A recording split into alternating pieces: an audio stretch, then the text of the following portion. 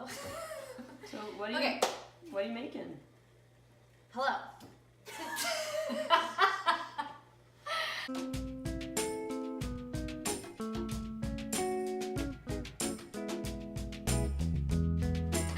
Okay, today on Dak and June, we are going to talk about making the perfect jammy 6.5-minute egg. It's the perfect recipe for eggs on toast or just plain eggs. As you can see, our water is coming to a nice boil and we're about ready to put in our egg. This seems obvious, but anytime you're making a hard-boiled egg, a soft-boiled egg, a 6.5-minute egg, you want to lower it in. The amount of times I've done this and just had a crack on the bottom of the pan, it's a mess. It's really sad. And as soon as Dakota puts this in, I'm gonna start our timer because 6 minutes and 30 seconds is the ultimate timing for this perfect egg.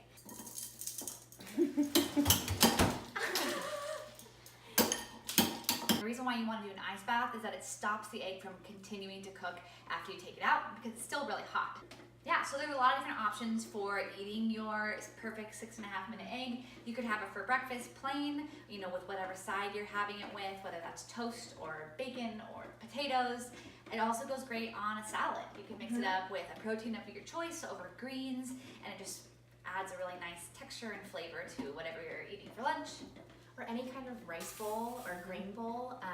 I feel like 2017, 2018 were the years of the egg and everything was topped with an egg. That can be a fried egg, but it could also be a 6.5-minute egg. 30 seconds. The final frontier.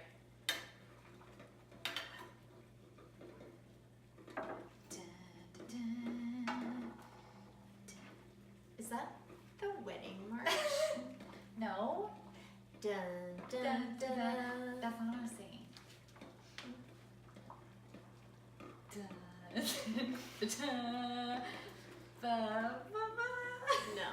No, it's definitely the wedding march. One timer. Ooh! All right.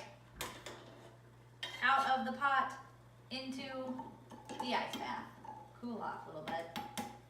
All right, at this point, our egg has cooled and it is ready for peeling. So we're just gonna crack it on like the fatter bottom where there's a little bit of an air pocket, roll it around, and just like gently crack it all over so that the shell will be easier for us to take off. We're being gentle.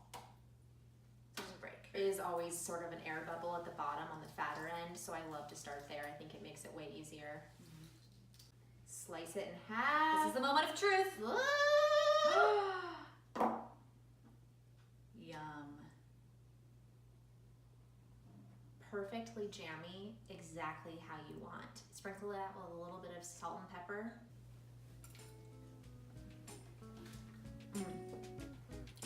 It's a perfect egg. Even by itself, it's so good.